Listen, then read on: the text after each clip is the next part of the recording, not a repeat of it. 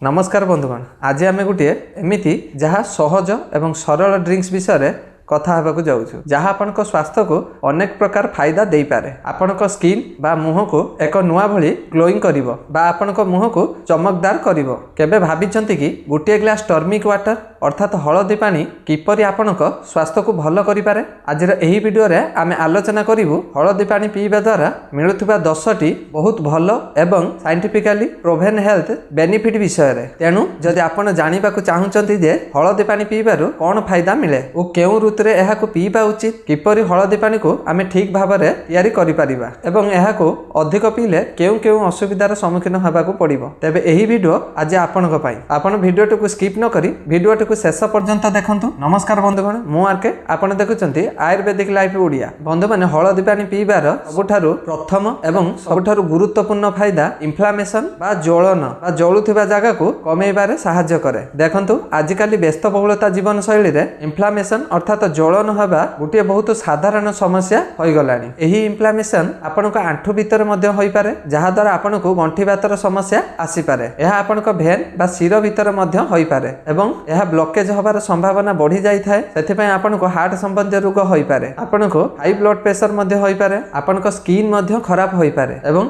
एपरि किछि मध्ये कैंसर भी होई पारे। एही समस्त समस्या रो बंचिबा पई गोटे नेचुरल उपाय हेउची हलदी पानी। हलदी पानी आपनको आंठु जंत्रणा बा आंठु गंठी फुली जिबा एही सबरु आपनको तुरंत आराम दिए एवं आपनको जंत्रणा कमेइबारे सहायता करे। ता सहित हार्ट रोग एवं किछि प्रकार कैंसर विपद को मध्ये कम करि देई थाए। हलदी भीतर गोटे कंपाउंड मिले जहाँ को आमे कर्क्यूमिन बोली कहि थाउ। कर्क्यूमिन बहुत भल एवं शक्तिशाली होई थाए। एथिरे एंटी इन्फ्लामेटरी प्रॉपर्टीज थाए एवं एही कारणरू एहा समस्त रोगरू सुरक्षा देई थाए। द्वितीय फायदाटी होची एहार एंटीऑक्सीडेंट प्रॉपर्टीज। हाँ बंधु माने हलदी रे थिबा कर्क्यूमिन गुटिए शक्तिशाली एंटीऑक्सीडेंट मध्य। एंटीऑक्सीडेंट होची सेही कंपाउंड जे कंपाउंड आम शरीर को बा शरीर भीतर क्षति होइथिबा जागा को ठीक करि थाए। कर्क्यूमिन गुटिए ढाल भली आपनको काम करे, जहाँ आम सेल गुडी को क्षति होबार मध्य रक्षा करि थाए। आम स्किन को हेल्दी रखे एवं आम इम्यूनिटी को मध्य बूस्ट करे।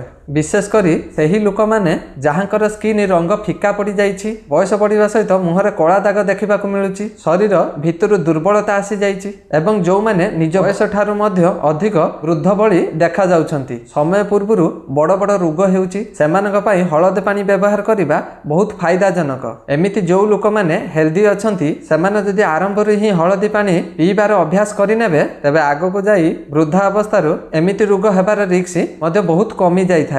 हलदी पानी पीबार तृतीय फायदा हेउची एहा आपनको इम्यूनिटी को बढ़ाई थाए। गोटे मजबूत इम्यूनिटी सिस्टम आम शरीर रे गोटे डिफेन्स मेकानिजम भली काम करे, जहाँ आमको इन्फेक्शन एवं भाइरस एवं प्रत्येक रोगरू सुरक्षा मध्य देई थाए। किंतु बेले बेले एही इम्यूनिटी पावर आम शरीर रू दुर्बल होई जाए, जहाँ फल आमे सहजरे रोगरे पड़ी थाउ। आपण देखुथिबे किछि लोक अछंती जेउ माने बहुत कम बेमार पड़ी थांती, आउ किछि लोक अछंती जेउ माने बारंबार रोगरे पड़ंती। एहार कारण होउची दुई जनकर इम्यूनिटी थिबार पार्थक्य।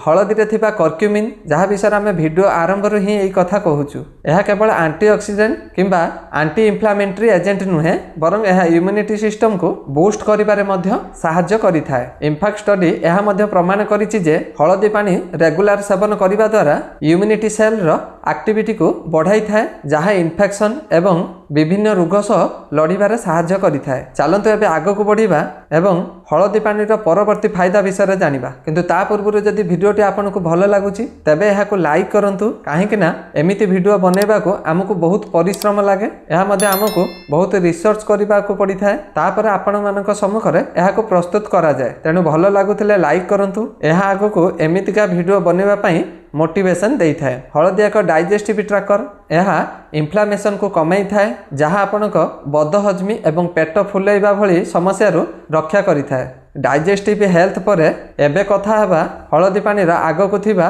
फायदा विषय रे, जहाँ होचे आपनक स्किन पाई। हाँ बंधु माने हलदी पानी आपनक स्किन पाई गोटे रामबाण औषध। यह आपनक स्किन रे गोटे नेचुरल टोनर भली काम करि थाए बा अमृत भली काम करिथाए। एथिरे थिबा एंटीबैक्टेरियल प्रॉपर्टीज व्रण एवं अन्यान्य स्किन इन्फेक्शन लु अटकाइबारे साहाय्य करे। केवल एहा नुहे हळदी पानी पीवा द्वारा स्किन रो रंग उज्जवल दिसे एवं आपनक स्किन रे ग्लोइंग आसे एवं दाग मध्य धीरे धीरे हटि जाए। सेही परि दिनकु दिन हळदी पानी व्यवहार करिबारु आपनक स्किन सफा एवं परिष्कार एवं उज्जवल देखाजिवो, ताहा पुणी बिना कौनसी केमिकल जिनिस लगाइबा द्वारा। हळदी पानी रो 6 नंबर फायदा हेउची आपनक आंठु पई एक वरदान भली काम करे। बहुत लोक अछंती विशेष करी वयस्क लोक माने एही आंठु जंत्रणा और कठिनता एवं गंठी बात समस्या रे पीड़ित अछंती। एही समस्त आंठु समस्या साधारण इंजुरी किंबा गंठी बात भली कंडीशन कारणरू अर्थात आंठु जंत्रणा हेबारु एहा होइथाय। तबे एही समस्त समस्या को अटकाइबा पई हळदी पानी बहुत सहायकारी होइथाय, कारण हळदी रे थिबा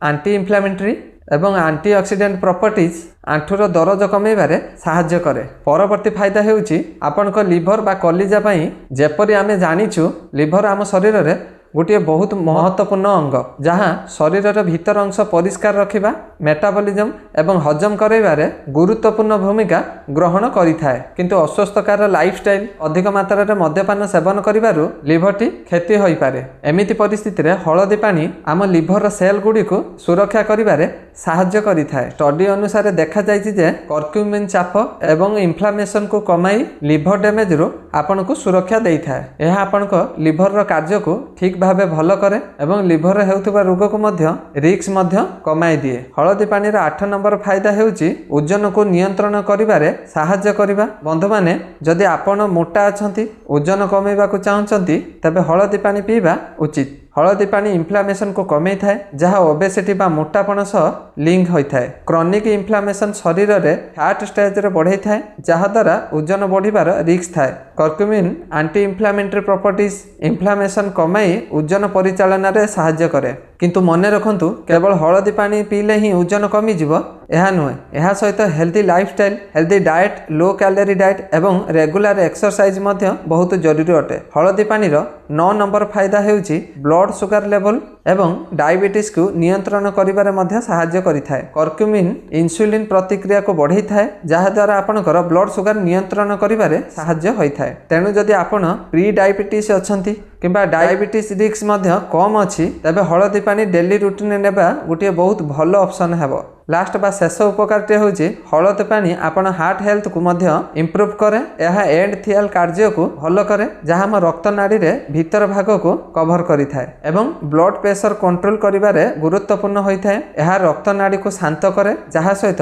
कर्क्यूमिन ब्लड कोलेस्ट्रोल लेवल नियंत्रण करिबारे मध्य साहाय्य करे। तेणु जदि आपण आपनक हार्ट को प्राकृतिक भावे हेल्दी रखिबा पई चाहुचंती तबे हळदी पानी गोटे बहुत भल ऑप्शन अटे। बंधु माने हळदी पानी आपनक सारा वर्ष समस्त रे पी पारिबे। एहा को सकाळे खाली पेटरे किंबा रातिरे सोइबा पूर्वरु पी पारिबे। हळदी को आपण पानी परिवर्ते क्षीर सहित मध्य पी पारिबे, जहाँ आंठु जंत्रणा एवं हाड़ दुर्बलता रे अधिक फायदाजनक होइथाए। अनेक लोक मनरे एक प्रश्न थाए जे कंचा हळदी भल ना सुखिला हळदी गुंड भल। जदि आपनकु फ्रेश कंचा हळदी मिलुची तेबे ताहा अधिक भल, कारण सेइठु कर्क्यूमिन शक्ति अधिक थाए। किंतु सुविधा पई सुखिला हळदी गुंड मध्य एक भल ऑप्शन होई पारे। हळदी पानी बनेबा पई गुटे ग्लास पानी गरम करंतु, तापर अधारु 1 टीस्पून हळदी गुंड किंबा छोट कंचा हळदी खंड नियंतु। भल भाबरे फुटाई नहीं छाणी गोटे ग्लास रे नहीं ऊपर किछि कला गोलमरीच गुंड दियंतु, जहाँ कर्क्यूमिन रो शक्ति को बढ़ाई थाए। हळदी साधारणतः सुरक्षित होई थाए, किंतु किछि केस रे एहा नेबा उचित नुहे, जेमिति कि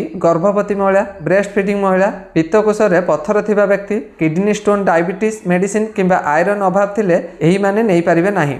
तेबे आशा करूछि जे आज एही वीडियोटी आपनको भल लागिथिबो। भल लागिथिले लाइक करंतु एवं चैनल रे नुआ थिले सब्सक्राइब करंतु। एमिति हसु थांतु, किछि नुआ सिखु थांतु। आउ गुटे वीडियो रे देखा हबा पर्यंत से पर्यंत रहिली। जय जगन्नाथ।